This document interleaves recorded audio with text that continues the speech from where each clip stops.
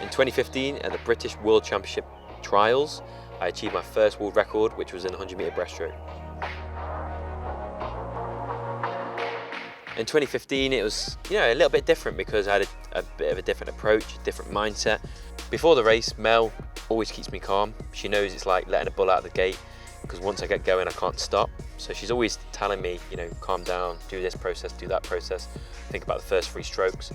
Getting onto the blocks, I was quite nervous, not knowing what my competitors were going to do. But I remember just, as soon as that pull out was done, and I start the process of the race, that's it. Once I get going, I can't stop. I remember that race very fondly because it was delayed by like half an hour to an hour, and I was like, oh, this has screwed up my whole kind of preparation for this race. But it actually made me more relaxed, and taking my headphones out and actually thought about the race. And I remember going out really, really fast because I was quite nervous, and then I just kept going like a train really on the way back, and I touched the wall and I was like, there's no way I've just gone that fast. I thought it was an error, and then I looked again, and it was the first 57 in history, beating Cameron van der Beurs by half a second. I think, as a swimmer, you always recognise instantly as you turn around, you know what time it is, and then you put 2 and 2 together. So, and normally it does say world record, but I don't know if it said it on that day. I'm not too sure, but I don't think anyone was preparing for a world record.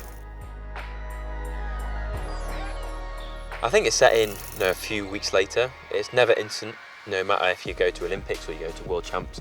It's very hard to sink in that moment because you're so orientated about the process of performance that you never really get a chance to relax.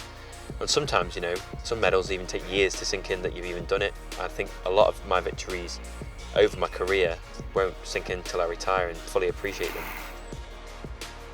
I think as a young athlete, you always know you can go faster because you have that kind of arrogance. I think that's the best thing about being young, you can take on the world. But I also thought, if I can learn this much in this amount of time, how much can I learn over the next 10 years? And I knew as soon as you put me in an Olympic arena or in a World Championships, I'd get faster anyway. I just kept it simple. I knew exactly what data was saying. I knew exactly how fast I needed to go out and come back. And you put 2 and 2 together and voila, you go faster.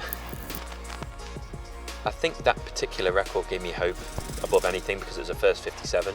So all I wanted to do was go a 57 again to prove that I was a 57 swimmer. You can get lucky and do it once, but doing it twice is hard. Doing it 10 times is harder.